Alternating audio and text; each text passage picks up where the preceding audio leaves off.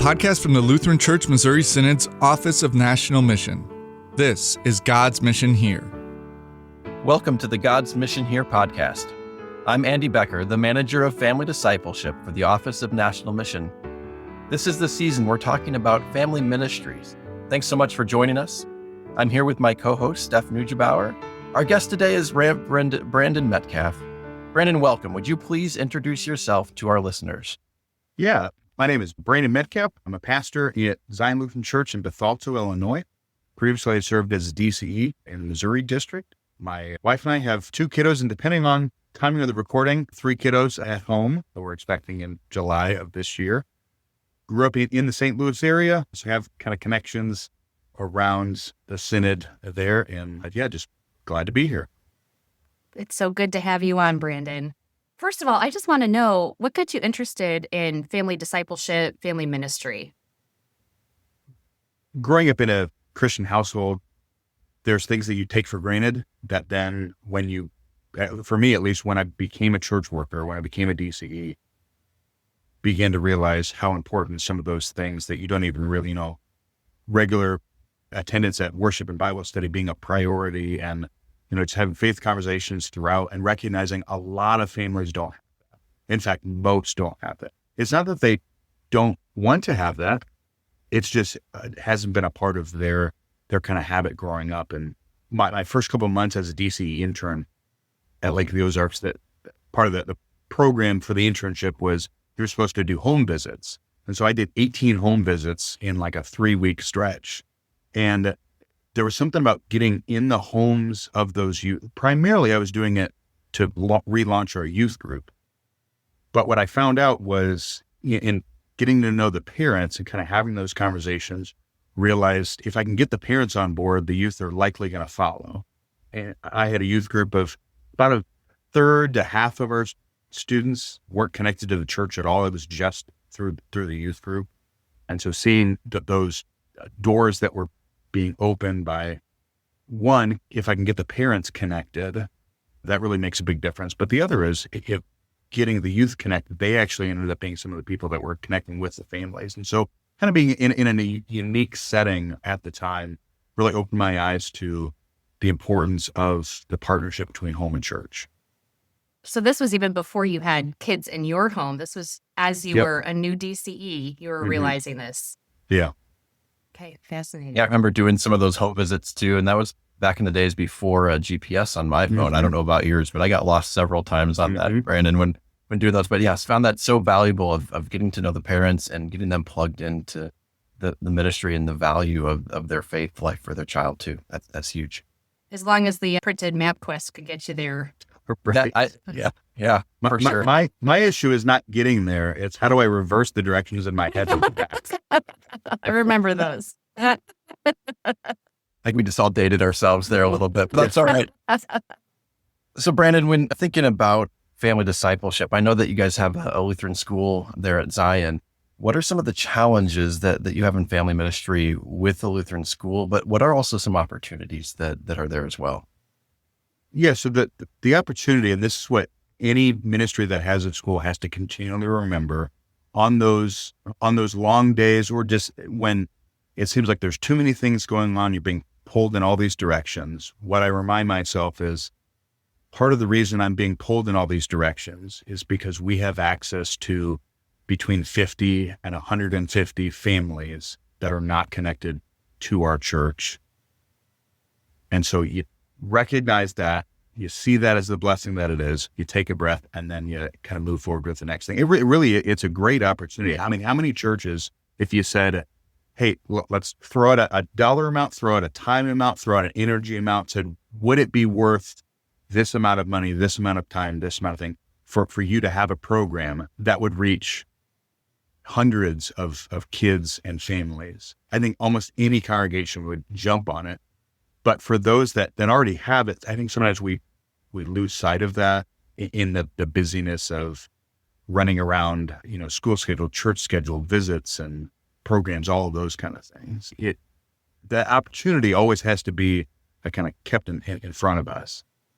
Yeah, those families that are just, they're right inside of our building, on a, 5 times a week, throughout the school year. And they're looking, I think, and asking for help, especially with the education of their child, but with other things, I think, in their families too. So, tremendous opportunities are that we already have names and faces of people that need to know about Jesus.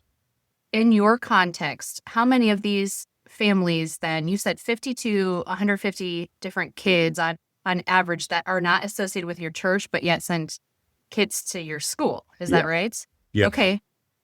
And then out of those numbers, what percentage would you say have no association with a church at all? So we have, our preschool has about 150, 160 students. And then our elementary school K through 8 has 180 to 190 this upcoming year. And what we're seeing, a greater percentage of our preschool families do not have a church home. Most of those that historically that commit kind of to the elementary school are connected to a church somewhere. But even that has changed these last couple of years. Our kindergarten has really grown. And so we've seen some of those preschool families that they got connected because they love the community here. And some of them are now beginning to wonder, okay, how can I become more involved in the community? And that actually leads them into the church. The preschool is definitely where we see the most people that are inactive or disconnected from the church. But keep in mind, you think 5 years ago when these kids were born, circumstances were a lot different, a lot of isolation, and many of these families, they got disconnected and never really got reconnected. And now that their kids are at a Lutheran school, I think it's a great opportunity for them to go, well, we've been kind of disconnected for a couple of years. Our child's learning about this at school. And so many of them are at least a little bit more open to considering getting more connected. So do you think at baseline it's the community they crave, or do you think it's the gospel they crave? Like, what is your entry point for these families? Yeah, so for a lot of families, the entry point is the connection in the community. Oftentimes, when we have those opportunities to invite those families to church, for example, your preschoolers are singing, or we're giving Bibles, to these students, or there's something like that that's connecting them. What happens is that they come, and we try to incorporate a lot of that into worship itself to get people in the doors, to hopefully kind of reduce that barrier of, then if they want to come another Sunday, it's not their first time. They want to come for Christmas. They've been in the building before because they watched a kids program there, or they had Donuts for Dads, had a little opening in the sanctuary, that they've been in the building before.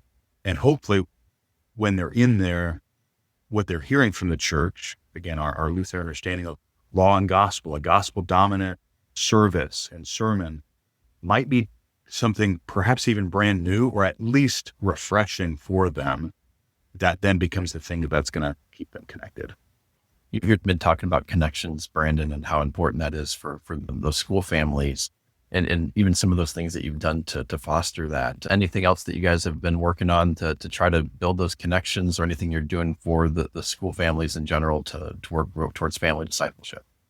Yeah, so the main thing we kind of pilot tested last year, we called it our Zion Bridge Families program. And so basically the theory behind it is in a school classroom, at least elementary kind of school age, you have normally a parent or a couple of parents that are designated kind of the room mom or the room dad, and they kind of coordinate parties or teacher gifts, or they're kind of the boots on the ground. I was always thankful I didn't have to be the room dad, by the way, because the crafts would have been not very good. So, Exactly. Yeah. And so kind of taking that same idea, why don't we have that on the church end? Why don't we have an active family that can kind of be a connecting point? They can, and depending on their gifts, some are a little more outgoing. Some, as the kids get older, they already have those relationships because their kids have been in school together for years. And so to kind of capitalize that and go, rather than the staff being the ones, hey, here's this event coming up, how about we raise up some individuals within the school? So we did this for every grade every classroom that we could in our school. A couple of our preschool classes do not have a member in it because we have so many preschoolers kind of from our community. But we also did it in our public school. We couldn't do every classroom, but we did at least every building that we had someone represented at, to be able to kind of keep our ear towards what are some needs in your area that we can meet, and kind of build some partnerships there as well. But really what we found in doing even just the training with these bridge families, about 30 families were part of it. Some of them, because they went to different services or had different age kids or different schools, they didn't necessarily know each other. And so in just gathering those people together, you begin to build this community so that on a Sunday morning when you're there, it's not just, well, me and my family come and me and my family leave. Now I'm seeing more of these families. They're talking after church over donuts. They're getting connected at other events. People that didn't know each other a year ago are now inviting each other to their kids' birthday parties. We're seeing, and the main thing we're seeing is when these families are connected to one another, we see them more often in worship. Brandon, whether you're working with school families or church families, what are some tangible things you've done to help these families, especially those who are open to learning new ways to bring the gospel into their home life? What are some ways that you helped these families along with family discipleship? So the theory that I kind of adopted and has been reinforced in the last couple of years of really diving into family ministry, family discipleship, is you first start with what are you currently doing?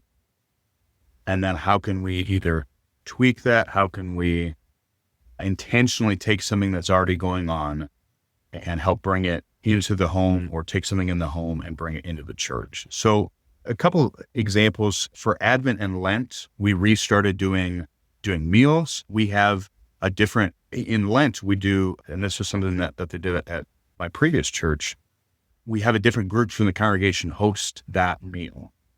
And so they pick the theme and the decorations and all that. And so we have a fellowship meal. It forces that group to get together, work together, a great opportunity for them to serve alongside one another. And so that kind of becomes one connecting point. Alongside of that, we started doing an Advent and a Lent devotional book that is written by our members. So we have some youth write devotions, we have adults write devotions, we have some staff write devotions, and then we record each of those on a podcast also, and have maybe a 3-minute, 4-minute discussion on it. So that there's these, you can either read the devotion, with your family at home and have a discussion about it. You can listen to the podcast while you're driving. Even for many of our people, the episodes short enough, their commute to and from church, to and from school, to and from the doctor's office. They can listen to those. And so you're kind of tapping into what is it they're already doing. We're gathering together, for fellowship. We're in the car, so we're going to have this faith conversation. What we did in our Bible class then, for Lent, one of our the kind of family focused class that I teach, we went through ourselves the Lenten devotional, talked about 2 each week, and tried to model those kind of conversations. The other thing is thinking about milestones and how you can tap into those. So we normally gave our second graders Bibles. Last year we started to do storybook Bibles for our preschoolers. So the new thing we did this year was, alongside the giving of the Bibles, in between services in the Sunday school hour, we had a little kind of workshop basically to get to know your new storybook Bible. So we had them actually open it, read it. We talked about prayers you can say. Essentially, it was a family devotion workshop. We just didn't title it that so that people would feel less intimidated by it. And so taking something we already did and going, how can we help? If we're going to give them a resource, how can we help model it? So if we're doing devotions, how do we resource and model that? If we're giving Bibles, how do we resource and model that? If we're wanting people to pray at home, how are we incorporating that into the life of the congregation? Why is it so important to model and not just give a resource? Why do you want to model what you're doing? Why do you talk about that? I mean, the short answer is people won't use it if you don't model it. It'll, with good intentions, they'll go, oh, this is a great idea. It'll get set to the side. But if they've had a chance to see it done, to do it themselves, that raises the confidence level to then, I'm actually gonna give this a shot. And if you have a community of people that are all kind of giving it a shot together, that they're much more likely for them to actually continue with it. And different families will, and different seasons of life, some faith practices will really thrive, and others, maybe a different season, they'll be more into a certain structure or a certain format. But being able to kind of provide that, speak into that, not to say, here's the only way you can do this, but to kind of cast the vision of faith and home partnership with faith at church partnership. And then to be able to kind of resource and find ways that this is actually attainable, something that normal people do, not just like the elite class of the church. And I think a lot of families maybe wonder about it. They go, oh, well, I would like to do that, but we're not super Christians at all, or I didn't grow up with that, so I'm not comfortable with that. The more you model stuff, the more comfortable people get and see this actually could work for us.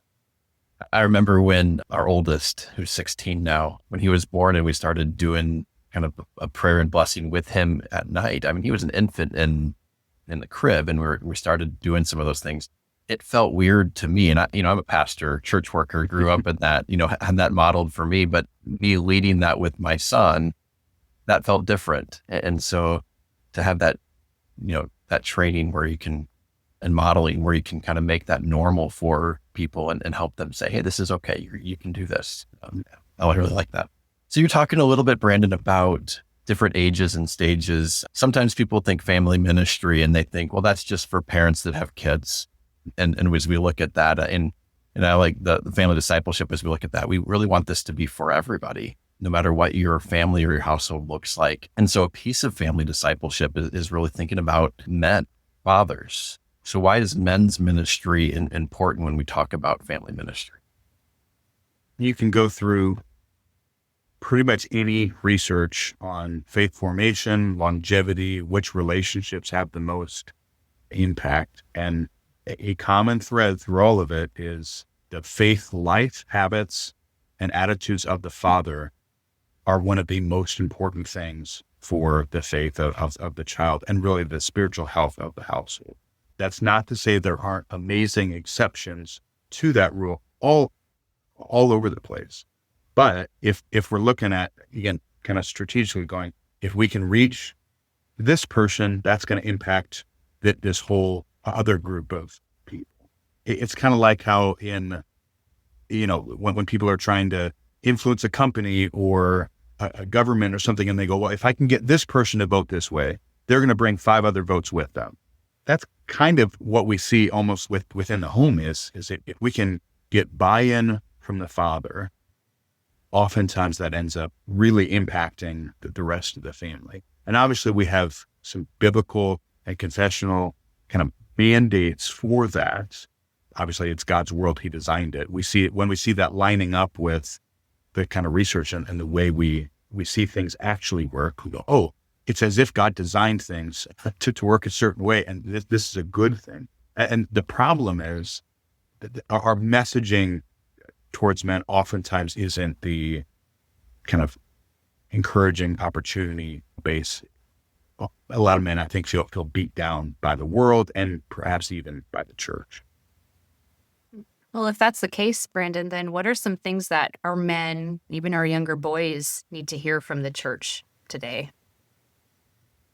So we have a tremendous resource in, again, the Lutheran understanding of one on vocation, but 2 on the distinction between law and gospel. I think in my own experience, we started a young men's Bible study about a year ago. I had a number of guys in their 20s that they were connected to church, somewhat active or sometimes really active in worship, and kind of looked at them and I go, if we don't do something to connect with these guys, to build relationships, to kind of get them incorporated in this crucial stage before many of them are married, before they have kids, that kind of thing, I think that there's the potential of losing. And so we started that group, started a Bible study. And as I was kind of scanning just the broader, amount of resources on there, a lot of books that I previously even used or resources I thought about, a lot of men's ministry just in general, particularly from those outside of our Lutheran circles, it's pretty much all law. It's you do this, you need to step up, you aren't doing enough, here's all the things, the problems that you're facing. And a lot of men, even kind of boys, teenagers, all that, they already feel the weight of the law. They already feel like they're not doing enough. They feel like not just they aren't doing enough, that they aren't. And so we have these men that are defeated almost. And the message of the church, again, the law is not people that are already broken, let's hit them over the hammer. The message is for those who are broken in their sin, we bring the gospel. And so with men's ministry and any type of ministry in general, but men's ministry in particular, we have this ability to tell a man, regardless of what you produce or what you do or how together your life or your home is, that you matter. Oftentimes that message has been reserved for kids or for like a chapel message or for a women's group. I mean, think of the average congregation Mother's Day service. Way to go, moms, you're doing awesome. Father's Day service. All right, dads, you got to step it up. You got to do better. And I think we're mixing the message. A lot of men need to hear first. They need to hear that they're forgiven, that they're called, that they're loved, apart from anything that they do. And then we can build on that foundation by modeling and showing what does it look like to lead in a godly way. But that's step two. I think we skip over the crucial step one of speaking that gospel promise. So if you could just go into a little more general here, if you could encourage churches to do one thing to help families, what would it be? On the congregational side, I think being able to help your families, it's kind of two sides of the same coin. Help them to prioritize and help them to be able to rest. And some of this connects with all the great stuff we've been putting out about worker health. That applies obviously to church workers. It also applies to our families. I think our families are looking and are kind of desperate for, I want to do family discipleship. I want to do all these kind of things, but I don't have any margin or any capacity to be able to do that. And so if we jump straight to, here's this resource, here's this thing, here's this program, here's all that all might be phenomenal material, but they're not ready for it yet. They don't have the ability or that kind of energy to be able to do it. And so if there's one thing we can start with, is helping our families prioritize what is actually important. Because normally, I think in our current culture, both in the church and outside of the church, the things that are important are dictated on what's the consequence if I don't do this. Well, if we don't go to this tournament, there's consequences on the team. If I don't get this assignment done, or if I'm not a part of this, these 16 clubs, my resume is going to be not as good, and therefore there's a consequence when it has to do with college admissions or scholarship. And on the church end, what's the consequence? Well, they're not going to kick me out, hopefully, and so that ends up kind of falling, on the wayside. And so, helping our families to see its priority is not just based on what the immediate cost is, but what's the vision of what's most important? Where are you going? As to be able to help people to say yes to the things that are really most important to them. Again, that this all goes back to the idea really of Sabbath rest, for families to prioritize not just worship, but really this idea of Sabbath rest creates then the margin and the space for all these other things that we would like to be a part of it. But if they don't have that kind of foundation, that priority, a lot of the rest of it, they're going to be good programs, good materials, good ideas, but we'll struggle to incorporate them. Brandon, you mentioned margin and the feeling of lack of any kind of margin in busy daily family life. I have 3 young kids, and I already feel that way. We're not even in the thick of it yet with sports or extracurriculars. So I can absolutely sympathize with that feeling that most families have.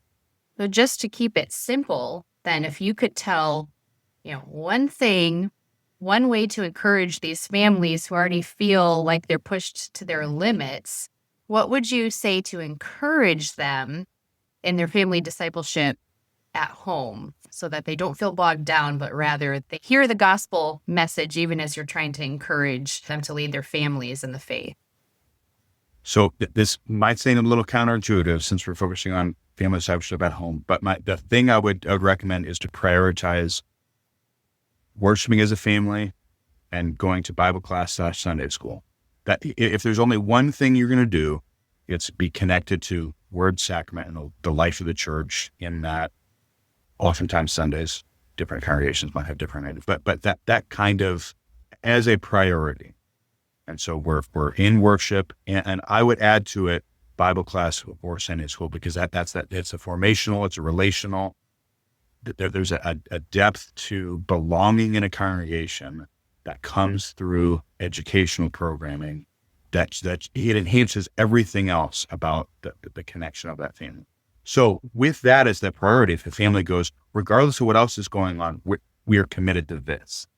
Then the at-home piece simply becomes, because we had that shared experience in worship, we heard the same songs, or we sang the same songs, we heard the same sermon, we prayed for that same person, and then maybe we had different lessons or stuff in Bible class, Sunday school, that kind of things. That then gives us a wealth of scriptural material and just life that throughout the rest of that week, things are going to come up that remind you of something in the sermon or a song that you sang or something like that. And then that becomes part of this devotional life throughout the week with the family. If we're not connected in worship, if we didn't have that shared experience, we then don't have that connect going forward then for the rest of the week. So if there's one thing that you're going to do, it's commit to worship and Bible class as a family. This is what we do. And then throughout the week for those faith conversations to just kind of naturally flow from that. The best place to start, pretty natural, pretty easy. There's a lot that you can obviously build onto that, but that's really where it all flows from, receiving God's gifts and then sharing those gifts as God opens those doors throughout the week. Well, I guess what I'm hearing you say then is that just in that simple routine alone, you're ingraining in the culture of this family, this sense of belonging to a church community that inadvertently teaches your children, this is who you are. Yes. This is who you are. This is what the life of a Christian looks like. And so no matter as they age and as the family stages change, you always have that, that one solid factor, which is, this is who we are. This is what our family is. Yeah. And I think that the shift for parents would be not just do this for the sake of your kids. The best witness parents can give is, we're going to church because I need it. I'm opening my Bible because I need to hear God's word. And if parents can make that subtle shift of not just, well, we're going because you need to go to Sunday school, but no, we all need this, me included. Man, what a powerful witness that is to that next generation. It's not this, all right, take everything you're doing, throw it all out. No, it's to cast that vision, to share that priority of, mom and dad need this. And then that then carries you as the kids leave, as there's different opportunities, even though those parents are no longer kind of lost while everything was about the kids. No, I was in church because this is what I need and this is who I am. And that will continue also and help those parents stay rooted when their life changes over the years and the seasons. Yeah, like that, Brandon. I was thinking just that it's that modeling thing you talked about earlier, right? It's that you model it not just so somebody else catches it, but you model it because this is what you do and what you live. And so as the parents are doing this, it's automatically modeling what this life looks like of following Jesus for their children. It's great. I think we could talk about this for quite a long time, especially with the experience that both of you have in both pastoral ministry and as as DCE. So thank you so much, Brandon, for giving of your time and sharing your wisdom. And I know that this will absolutely serve those who are listening. Happy to be here. Thanks for having me. Thanks for listening. This has been God's Mission Here. Thanks for joining us. If you liked what you heard, please leave us a review and don't forget to click the follow or subscribe button so that you don't miss out on upcoming episodes. God's Mission Here is a podcast that discusses Christ's gifts of forgiveness, life, and salvation, and how he delivers those gifts where you live and serve.